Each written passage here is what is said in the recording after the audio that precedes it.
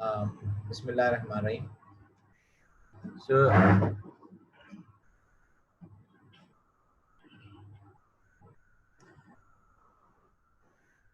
right. Last time हमने एक चीज पढ़ी थी जिसमें लोकलाइजेशंस के हवाले से हमारी बात हुई थी और हर पेशेंट जो कि हमारे पास आता है न्यूरोलॉजी का, यूजुअली हमें उस अप्रोच को अडॉप्ट करना पड़ता है कि where is the lesion, what is the lesion वगैरह। लेकिन ये जो पेशेंट है इसमें इस तरह की कोई ख़ास लोकलाइजेशन नहीं है। इसमें अनकॉन्शियस स्टेट में directly we use to consider brain. So let's begin. अगर आपके पास कभी भी कोई अनकॉन्शियस पेशेंट आता है तो आप उसको कैसे देखेंगे? देखिए, इसमें एक चीज़ आपको जो समझने की ज़रूरत है वो ये है कि अनकॉन्शियस पेशेंट न्यूरोलॉजिकल रीजंस की वजह से भी आता है, अनकॉन्शियस मेडिकल रीजंस की वजह से भी आता है। हम जो इसमें मैं जो मेनली फोकस करूंगा इसके अंदर वो ये है कि क्रॉसली आपको न्यूरोलॉजिकल रीजंस का पता होना चाहिए और उसके साथ आपको ये इल्म हो कि आप जब एग्जामिन करेंगे तो कौन कौन से एग्जामिनेशंस पॉसिबल हो सकते हैं, उसको हम डिस्कस करेंगे। तो अब पेशेंट्स के लिए कॉन्शियस लेवल जो होते हैं वो डिफरेंट होते हैं, तो we should have some idea about ये जो इनकी बेसिक टर्मिनोलॉजीज यूज होती हैं। तो हमारे पास कॉन्शियसनेस एवरीबॉडी नोज, हम जब लिखते हैं अपने नोट्स में the patient is fully conscious, तो उसका मतलब क्या होता है? उसका मतलब ये होता है कि पेशेंट ओरिएंटेड होता है, अटेंटिव होता है और अवेक होता है। ये अटेंटिव और अवेक इज वेरी इंपॉर्टेंट। जब भी पेशेंट को आप बात कर रहे होते हैं, बाजार आंखें खुली हुई हैं लेकिन वो आपको फोकस नहीं कर रहा, तो उसको हम कहते हैं पेशेंट इज नॉट अटेंटिव। लेकिन अगर आप उससे बात कर रहे हैं, वो आपसे बात कर रहा है, आप सवाल पूछ रहे हैं, वो जवाब दे रहा है, तो we call it the attentive. और orientation time, place and persons के हवाले से। तो जब ये तीन चीजें मीट करें तो we will say this patient is fully conscious. फिर उसके बाद आ जाता है कंफ्यूज स्टेट। कंफ्यूज में क्या होगा कि पेशेंट बाजार अवेक तो होगा लेकिन अटेंटिव और ओरिएंटेड वाला जो कंपोनेंट है वो इम्पेयर्ड होगा।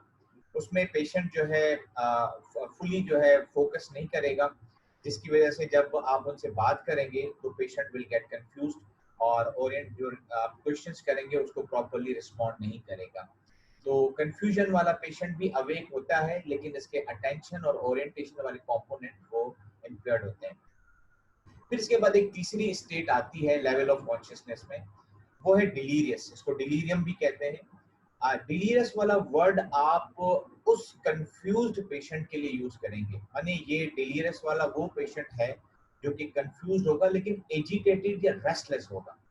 और क्योंकि कंफ्यूजन वाले एक पेशेंट ऐसा भी हो सकता है जो कि लेटा हुआ है, चुप करके बैठा हुआ है और आंखें खुली हुई हैं, आपने बात किया तो उस वक्त आपको लगता है कि पेशेंट तो जाग रहा है लेकिन कंफ्यूज है।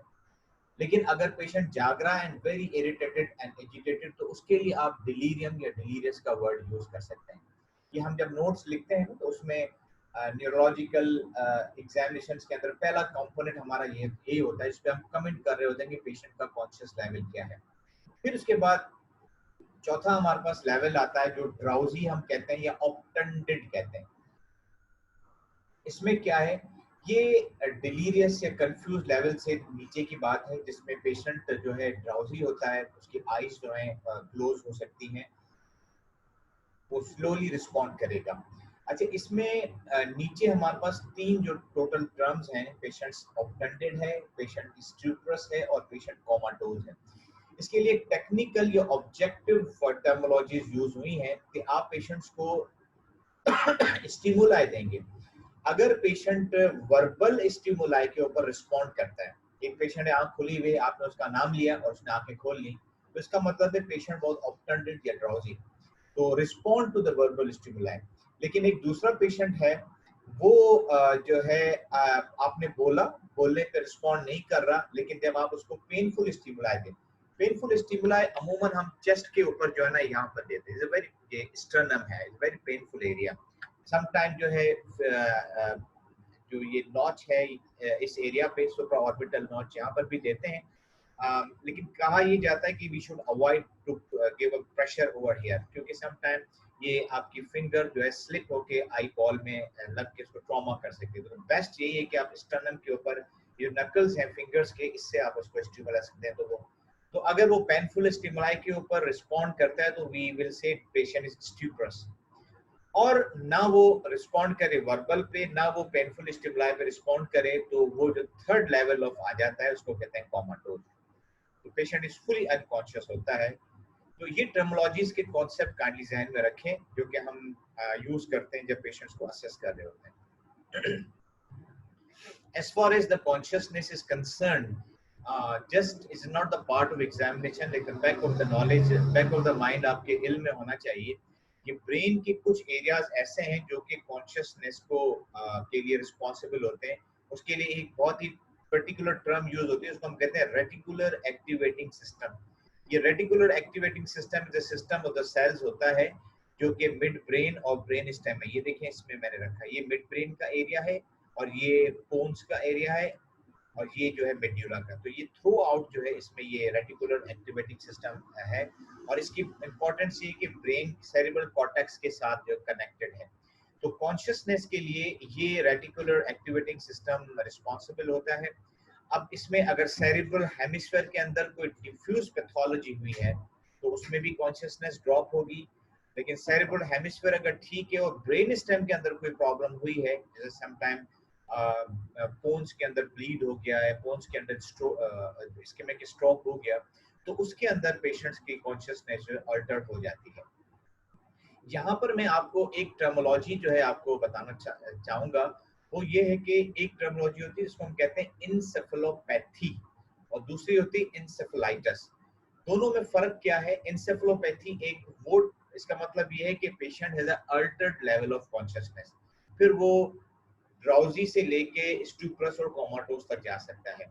और इंसेफेलोपैथी एक ग्रॉस टर्म है जिसका मीनिंग ये है patient with Altered level of consciousness. फिर उसके नीचे बहुत सारी चीजें आती हैं। अगर ब्रेन का कोई इन्फेक्शन है उसकी वजह से ये इंसेफेलोपैथिक स्टेट क्रिएट हुआ तो हम उसको कहते हैं इंसेफेलाइटिस, जैसे कि वायरल इंसेफेलाइटिस हो गया या मेनिंगो इंसेफेलाइटिस हो गया, बैक्टीरियल मेनिंजाइटिस में होता है। लेकिन इसके अलावा अगर सीएनएस की डायरेक्ट इन्वॉल्वमेंट नहीं है, पेशेंट्स को सेप्सिस है, सेप्सिस की वजह से अल्टर्ड लेवल ऑफ कॉन्शियसनेस है तो हम उसको कहते हैं सेप्टिक इंसेफेलोपैथी। मेटाबॉलिकली कोई इश्यूज हैं, सोडियम अप एंड डाउन हो गया या ग्लूकोज अप एंड डाउन हो गया उसकी वजह से है तो उसको भी हम मेटाबॉलिक इंसेफेलोपैथी कहेंगे। फिर हम आते हैं कोई मेडिकेशंस ली, कोई स्लीपिंग पिल्स ले लिए, उसकी वजह से अल्टर्ड लेवल ऑफ कॉन्शियस, उसको टॉक्सिक इंसेफेलोपैथी कहेंगे।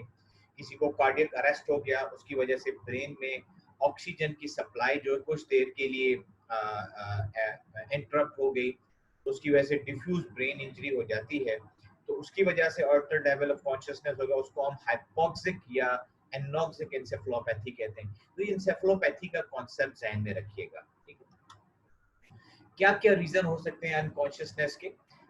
न्यूरोलॉजिकल और नॉन न्यूरोलॉजिकल। अभी मैंने आपको नॉन न्यूरोलॉजिकल में जो एग्जांपल्स दी, मेटाबॉलिक, सेप्टिक, टॉक्सिक और हाइपोक्सिक, आई थिंक ये it's very clear on you. Neurological के अंदर we have a list of these things जो कि आप जो है फ्रीक्वेंटली इसको देखते भी रहे होंगे अपने राउंड्स में, कम अक्रॉस होते रहेंगे।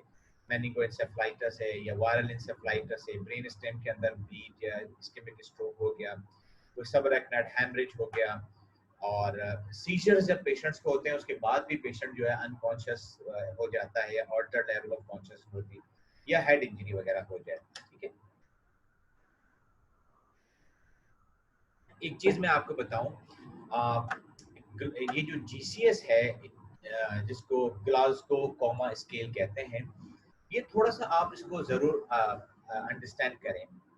इसके लिए सिर्फ मैं एक चीज बता दूं, हॉस्पिटल्स में फ्रीक्वेंटली चाहे वो पेशेंट मेडिकेशन का हो, चाहे वो न्यूरोलॉजी का हो, चाहे न्यूरोसर्जरी का पेशेंट हो, उन सब के अंदर कहते हैं भाई जीसीएस क्या है।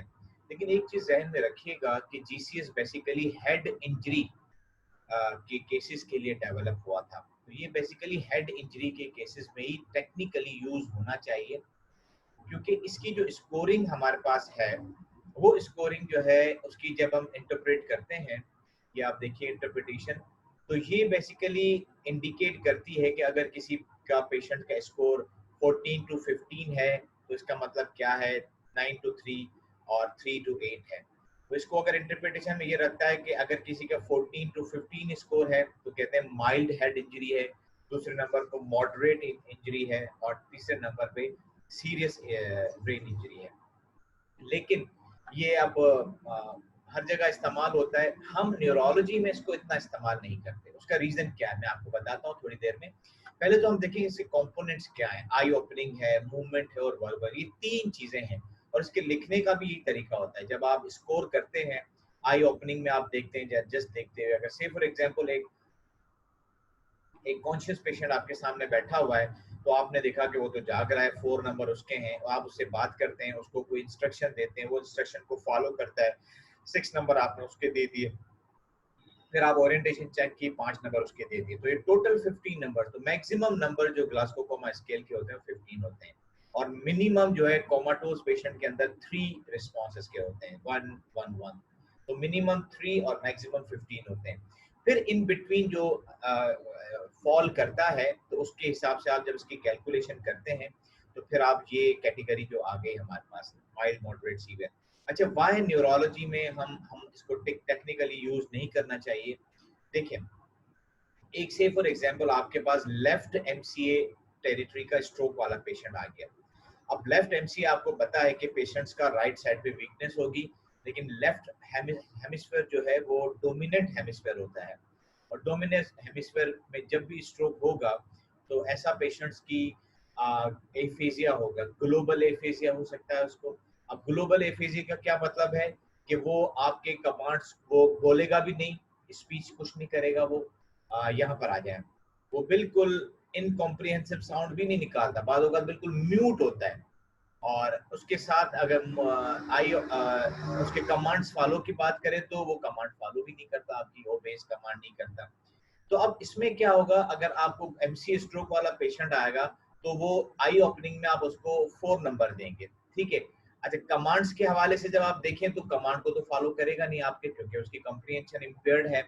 फिर आप क्या करेंगे, उसको जो है ना पेनफुल स्टिमुलाई नंबर देंगे तो फिर वो लोकलाइज करेगा, तो 5 नंबर आपने वहां से दे दिए, यहाँ से ये 9 हो गया। और फिर आपको बोल नहीं रहा, बिल्कुल चुप है, तो वो 1 नंबर दे दिया, तो ये 10 नंबर हो गए। अब आप देखें कि 10 नंबर वाला जो पेशेंट है यहाँ पर फॉल कर रहा है, इसका मतलब है मॉडरेट ब्रेन इंजरी। तो वो बेसिकली मॉडरेट ब्रेन इंजरी वाला पेशेंट अगर आप क्लिनिकल साइड पे देखें तो वो एक्चुअली पेशेंट स्टूप्रस होता है या ड्राउजी होता है। ये हमारा पेशेंट तो बिल्कुल जाग रहा है, तो जब तक इसको असेस ना करें पता भी किसी को नहीं चलेगा कि इसको एमसीए स्ट्रोक है। तो इसीलिए इन टेक्निकल रीजंस की वजह से हम ग्लासगो कोमा स्केल को न्यूरोलॉजी में यूज नहीं करते। लेकिन yes, everybody should know about the Glasgow coma scale है क्या, क्योंकि कुछ कुछ पेशेंट्स में हमारी एप्लीकेबल होती है, लेकिन कुछ लिमिटेशंस हैं इसकी। तो ये एक क्विक इसका रिव्यू था जो कि मैं चाहता हूँ आपको पता हो। Now come to the point कि कभी भी कोई भी न्यूरोलॉजी के पेशेंट्स को आप जब असेस करते हैं तो ये हमारे पास टूल है न्यूरोलॉजिकल एग्जामिनेशन का। तो सबसे पहले आप क्या करते हैं, हायर मेंटल फंक्शन देखते हैं, फिर क्रेनियल नर्व्स देखते हैं, फिर मोटर सिस्टम, फिर सेंसरी सिस्टम, फिर सेरिबेलर एग्जामिनेशन आप उसका करते हैं। पिछले दिनों डॉक्टर मसूद साहब ने आपका एग्जामिनेशन का सेशन लिया था जिसमें आपको आइडिया हो गया होगा। अब हमारे पास क्या है, ये सारे कंपोनेंट करने के लिए जो इम्पोर्टेंट जो चीज़ है वो ये कि पेशेंट का कोऑपरेटिव होना बहुत ज़रूरी है। लेकिन अगर पेशेंट कोऑपरेटिव नहीं है, चाहे वो कंफ्यूजन की वजह से है या अनकॉन्शियस है या स्टूप्रस है, तो फिर उसकी एग्जाम में लिमिटेशन आ जाएगी। कई दफ़ा हम देखते हैं कि अब मेडिकल स्टूडेंट्स जब अपनी हिस्ट्री लिखते हैं न्यूरोलॉजिकल पेशेंट्स के लिए, तो अनकॉन्शियस होकर लिखते हैं neurological examination is not possible. तो आप नहीं लिखना न्यूरोलॉजिकल एग्जामिनेशन नॉट पॉसिबल, क्योंकि स्टिल अगर पेशेंट कोमा में भी है फिर भी आपको न्यूरोलॉजिकल एग्जामिनेशन जो है कर सकते हैं। तो लेट्स सी कि ऐसा पेशेंट अगर कोई अनकॉन्शियस हो, कोमाटोज हो, स्टूप्रस हो, तो उसमें कौन से पार्ट आप कर सकते हैं। इन सब में हम चेक करेंगे हायर मेंटल में क्या देख सकते हैं, क्रेनियल नर्व्स क्या देख सकते हैं, मोटर, सेंसरी, सेरेब्रल में क्या क्या चीजें हम देख सकते हैं। तो let's see higher mental function में क्या क्या चीजें हैं। मसूद साहब ने आपको पढ़ाया होगा लेवल ऑफ कॉन्शियसनेस, थोड़ा सा आइडिया हमने भी शुरू पहली स्लाइड में ले लिया था कि कितने लेवल ऑफ कॉन्शियसनेस है, उस पर आप कमेंट कर सकते हैं। ओरिएंटेशन है, अटेंशन है, लैंग्वेज है और मेमोरी है। लेवल ऑफ कॉन्शियसनेस एक वाहिद चीज है जिस पर आप कमेंट कर सकते हैं। ये हायर मेंटल फंक्शन का जो है हिस्सा है, उसमें आप कमेंट करेंगे कि डिटरमाइन करें कि पेशेंट ड्राउजी है, स्ट्यूपरस है या कोमाटोज है। तो ये सिर्फ पहला पार्ट आप इसका ले सकते हैं, बाकी चीजें तो आपकी असेसमेंट कोमाटोज या स्ट्यूपरस में नहीं हो सकती। Now come to the cranial nerves. Cranial nerves में क्या हो सकता है?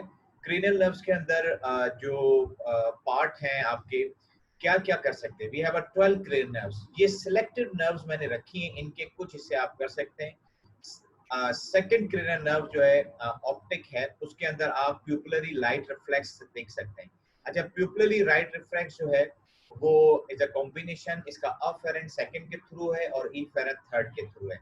तो पेशेंट्स की प्यूपिलरी लाइट रिफ्लेक्स भी देख सकते हो, फंडस एग्जामिनेशन भी कर सकते हैं। थर्ड, फोर, सिक्स के अंदर जो है आपने थर्ड आ गई तो प्यूपिलरी लाइट रिफ्लेक्स आ गया। इसके बाद आई बॉल की पोजीशन आप देख सकते हैं, और फिर डॉल्स आई मूवमेंट आपने देखा होगा, गुड़ियाएं आपको याद है जो पुराने जमाने में होती थी, जिनके आई बॉल की जो डायनामिक इस तरह सेट किए होते थे, जब आप उसका गर्दन इस तरफ करते तो आई बॉल वहीं सेट रहती है, इस तरफ करते तो सेंटर में वो सेट रहती थी। तो ये डॉल आई मूवमेंट मैकेनिज्म है, ये भी आप देख सकते हैं। या एक कोल्ड कैलोरिक टेस्ट होता है जो कि हम कान में डाल के, स्पेशली ये हम करते हैं जब पेशेंट कोमाटोज हो या ब्रेन डेथ के अंदर हो, तो उसको कहते हैं ओक्यूलोसेफेलिक रिफ्लेक्स कहते हैं। तो इसका मतलब ये है कि थर्ड, फोर्थ, सिक्स के अंदर एटलीस्ट आप कमेंट कर सकते हैं कि प्यूपिलरी रिफ्लेक्स क्या है और आई बॉल की पोजीशन क्या है, डॉल्स आई मूवमेंट में इंटैक्ट है या ऑल्टर्ड है, लॉस हो चुका है, इस पे आप कमेंट कर सकते हैं। 7 क्रेनियल नर्व्स में आप मजीद तो कुछ नहीं कर सकते सिवाय दो चीजों के। आपने जो है इसमें कॉर्नियल रिफ्लेक्स देखना है, या मैं फिफ्थ लिखना भूल गया, क्योंकि कॉर्नियल में सेंस अफरेंट फिफ्थ के थ्रू जाता है और इफरेंट सेवेंथ के थ्रू आता है। तो 5 एंड 6 में आपने कॉर्नियल रिफ्लेक्स देख सकते हैं। और फेशियल वीकनेस के लिए अगर आप यहाँ पर पेनफुल स्टिमुलाई केयरफुली दें, तो जो हिस्सा वीक होगा हो सकता है वो वीक हिस्सा जो है मूव ना करे और दूसरा हिस्सा मूव करे। ये अगर नॉर्मल अप्रोच से इस तरह मूव करेगा, इधर अगर आप दबाएं ये वीक है से फॉर एग्जांपल, तो ये मूव नहीं करेगा। By this way you can get some idea. 9th और 10th में आप गैग रिफ्लेक्स देखेंगे, और 12th में टंग एग्जामिनेशन, अगर मुंह खोल सकते हैं पेशेंट का, ये पॉसिबल है तो आप टंग को एग्जामिन कर सकते हैं। तो ये क्रेनियल नर्व्स में ये लिमिटेड एग्जामिनेशन आप परफॉर्म कर सकते हैं। और अगर यही चीजें हैं तो इनमें सबसे इंपॉर्टेंट जो है रिफ्लेक्सेस हैं, इनको मैंने थोड़ा सा हाईलाइट किया है। प्यूपिलर रिफ्लेक्स है, कॉर्नर रिफ्लेक्स है, गैग रिफ्लेक्स है और ऑक्यूलोसेफेलिक रिफ्लेक्स। लेकिन ये मैंने आपको बताया कि कोल्ड कैलोरिक टेस्ट है जो ब्रेन डेथ वाले पेशेंट्स में हम करते हैं। फिर हम आ जाते हैं मोटर सिस्टम में। यस, मोटर सिस्टम पूरा का पूरा इस पॉसिबल है। आप बल्क देख सकते हैं जिसमें कमेंट करें कि नॉर्मल है या ट्रॉफी मसल है। टोन आप बता दें उनको, हाइपरटोनिया है, नॉर्मल टोन है या हाइपोटोनिया है। आप पावर पे कमेंट करें। पावर में मैंने आपको बताया कि यहाँ स्टर्नम के ऊपर पेनफुल स्टिमुलाई दें, उस पर अगर पेशेंट जो है हाथ हटाकर वहाँ लोकलाइज करने की कोशिश करता है। लोकलाइजेशन से मतलब ये होता है कि जहाँ आप पेनफुल स्टिमुलाई दे रहे हैं तो कॉन्शियस अनकॉन्शियस ब्रेन में ये होता है कि यहाँ मुझे ट्रॉमा हो रहा है, तो वो क्या करते हैं कि अनकॉन्शियसली या सबकॉन्शियसली एक हाथ जो हरकत करने वाला होता है वो उसको, उस हाथ को हटाने के लिए जो है ना हिलता है। तो अब वो मुकम्मल हिलेगा तो आपके हाथ तक पहुंचेगा, नहीं हिलेगा तो थोड़ा सा बिस्तर पे एक हाथ हिलने की कोशिश करेगा, तो उसको भी हम कह सकते हैं कि लोकलाइजिंग टू द पेन। फिर इसके बाद दो पोजीशंस होती हैं जिसको डी सेरिब्रेट और डी कॉर्टिकेट पोस्चर कहते हैं। मैंने इसकी पिक्चर्स लगाई हैं पीछे। इसके बाद रिफ्लेक्सेस पर आप कमेंट कर सकते हैं कि रिफ्लेक्स प्रिजर्व्ड है, एब्सेंट है, ब्रिस्क है। प्लांटर्स पे आप कमेंट कर सकते हैं। प्लांटर्स में मेरे ख्याल में अप गोइंग और डाउनवर्ड से, डाउन गोइंग से तो आप लोग फेमिलियर हैं। म्यूट में ये है कि आपने जब पेशेंट्स को जब परफॉर्म किया प्लांटर रिफ्लेक्स देखने के लिए, तो जो बिग टो या जो टोज होती हैं वो फिक्स रहती हैं, उसमें बिल्कुल मूवमेंट्स नहीं होती, तो उसको हम म्यूट कहते हैं। अमूमी तौर पर जो पेशेंट स्ट्यूपरस या कोमाटोज होते हैं, प्रेफरेबली कोमाटोज, तो उसमें हमें म्यूट प्लांटर्स ही मिलते हैं। तो मोटर सिस्टम तो एग्जाम पॉसिबल है। बाकी जो सेंसरी और सेरिबुलर सिस्टम है, ये सारा का सारा ऑब्जेक्ट जो है ऑब्जेक्टिव के साथ सब्जेक्टिव कंपोनेंट है इसके अंदर। तो उसमें आपको पेशेंट्स की कोऑपरेशन रिक्वायर्ड होता है। तो पेशेंट अगर कोऑपरेट नहीं करेगा तो आप ये परफॉर्म नहीं कर सकते। सेंसेशन में आप जब टच करते हैं तो पेशेंट को पूछते हैं भाई आपको महसूस हो रहा है, नहीं हो रहा, कम है, ज्यादा है। सारे पेशेंट तो अनकॉन्शियस है, बता नहीं सकता। सेरिबेलम में भी फिंगर नोज टेस्ट है, हील सिंक टेस्ट है, गेट है, ये सब के लिए पेशेंट्स का कॉपरेशन जरूरी है। तो सेंसरी और सेरिबेलर एग्जामिनेशन इस पेशेंट में पॉसिबल नहीं है। तो इसका मतलब क्या हुआ कि आप न्यूरोलॉजिकल एग्जामिनेशन कुछ लिमिटेशन के साथ कर सकते हैं। हायर मेंटल फंक्शन में आप डिटरमाइन करें कि लेवल ऑफ कॉन्शियसनेस क्या है। क्रेनियल नर्व्स के मैंने आपको बता दिया, ये लिमिटेड एग्जामिनेशन पॉसिबल है। मोटर सिस्टम पूरा का पूरा आप कर सकते हैं, सेंसरी और सेरिबेलर एग्जाम पॉसिबल नहीं है। तो अब आपने ये लर्न किया कि न्यूरोलॉजिकल एग्जामिनेशन नेक्स्ट टाइम अगर कोमाटोज पेशेंट का आप करेंगे तो ये नहीं लिखेंगे patient examination is not possible, ये लिमिटेड एग्जामिनेशन आप परफॉर्म करेंगे। और सेंसरी और सेरिबेलम के आगे लिख सकते हैं कि not possible because patient is unconscious. ये दो पोस्चर्स हैं जो कि जिसको एक का नाम है डीकॉर्टिकेट पोस्चर और डीसेरिब्रेट पोस्चर। और डीकॉर्टिकेट जो है इसके अंदर जो है पेशेंट फ्लेक्सर पोस्चर होता है और डीसेरिब्रेट के अंदर जो है एक्सटेंशन पोस्चर होता है। अमूमी तौर पे हम कहाँ देखते हैं, अगर डिफ्यूज ब्रेन इंजरी है तो उसके अंदर हम अमूमन डीकॉर्टिकेट पोस्चर देखते हैं और ब्रेन स्टेम के अंदर हम डीसेरिब्रेट पोस्चर देखते हैं। तो आपके लेवल पर आइडेंटिफिकेशन ऑफ पोस्चर आप ध्यान में रखें और फिर ये कौन से लीजन्स हों। अगर हेमिस्फीयर्स इन्वॉल्व है तो डीकॉर्टिकेट मिलता है और ब्रेन स्टेम की इन्वॉल्वमेंट डीसेरिब्रेट मिलता है। तो इन चीज़ों को ध्यान में रखिएगा बस। Now come to the point, क्योंकि हम अप्रोच है ऐसे पेशेंट्स के, हमने एग्जामिनेशंस किया, कुछ अंडरस्टैंडिंग्स थी हमारी बेसिक। इसके बाद आप डेफिनेटली इन्वेस्टिगेट करेंगे कि रीजन क्या है। मैंने कहा कि न्यूरोलॉजिकल रीजंस हैं और नॉन न्यूरोलॉजिकल रीजन है, तो इनके लिए हमें बेसलाइन लैब्स की जरूरत होती है। सीबीसी, यूसीई। सीबीसी हमें सेप्सिस का आइडिया बताएगी इंक्लूडिंग यूएनडीआर, और यूसीई और एलएफटी हमें मेटाबॉलिक का आइडिया देंगी, चेस्ट एक्सेस इन्फेक्शन का पता चलेगा। और ब्लड ग्लूकोज हर पेशेंट में मैंडेटरी है क्योंकि हाइपोग्लाइसीमिया और हाइपरग्लाइसीमिया जो है ये टेबल के ऊपर परफॉर्म करना जरूरी है ताकि क्लियर हो जाए कि, और ये क्विक टेस्ट है।